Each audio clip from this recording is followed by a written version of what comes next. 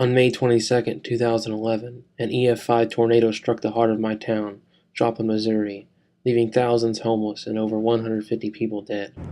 This area is prone to tornadoes. Tornado sirens sound, but no tornado. This is the case in almost every tornado season here in Tornado Alley. Unfortunately, being accustomed to our normal late spring weather, many people ignored the sirens. This was a problem not only because they were not home, potentially safe in a basement or bathtub, but because they were driving and continuing business down the busiest road in Joplin.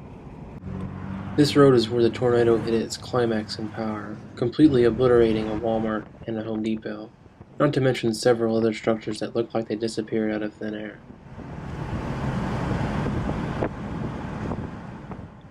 My family was watching the local weather updates on TV right before the tornado formed. The meteorologists at the TV station were giving warnings to all the counties, giving updates on wall clouds and describing what to do for safety in case a tornado hits. Around 5:35 p.m., there were still no reports of a tornado touching ground. 5 minutes later, they picked up a tornado on their tower cam. It was just south of the station. You could hear the fear in the meteorologists' voices. Tears streamed down my mother's face. She already knew what was to come. Search and rescue efforts were completed a couple weeks following the tornado, and now the rebuilding process is slowly getting underway. As the rebuilding process continues, attitudes are shifting towards the hopeful future.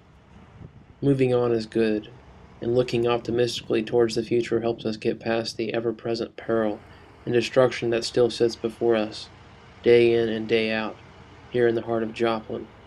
What it doesn't do, though, is help us come to grips with the reality of suffering and grief. In the months to come, hope will overcome grief, sorrow, and suffering. But if we don't dive directly into that pain, attach to it, feel it, and let it go, then that pain will always be looming, waiting to manifest itself in very ugly forms. A Facebook page was made in memory of the Joplin tornado victims. You see these faces, young and old, toddlers and folks in nursing homes, parents and children, and the most prevalent question is, why? Why did these people die? Why this way? I heard several survivors of the storm appeal to and praise God for His grace. I saw signs that said God bless Joplin, and so on. But I can't help but think, what about the people that died? What about the families of those victims? Personally, I didn't know anyone that died, but I have friends that lost friends. Will Norton, whom I had recently met when he appeared on the television show that I work at, was driving home from high school graduation when he got sucked up through the sunroof of his dad's car. His dad was in the car with him and held Will as tight as he could, but the tornado was too much. Will was found dead in a pond a few days later. His dad suffered nerve damage in his arms from holding Will so tightly. He'll suffer much more when he gets out of the hospital. I've always tried seeing the world through a different lens. That lens has always been a bit dusty and out of focus, but now the lens is transparent and clearly focused.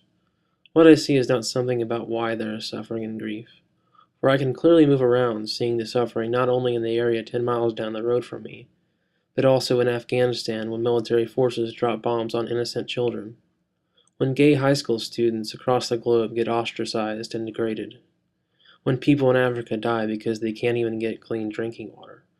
Suffering is inevitable, so what really matters is what we make of that suffering and what that suffering says about us as people.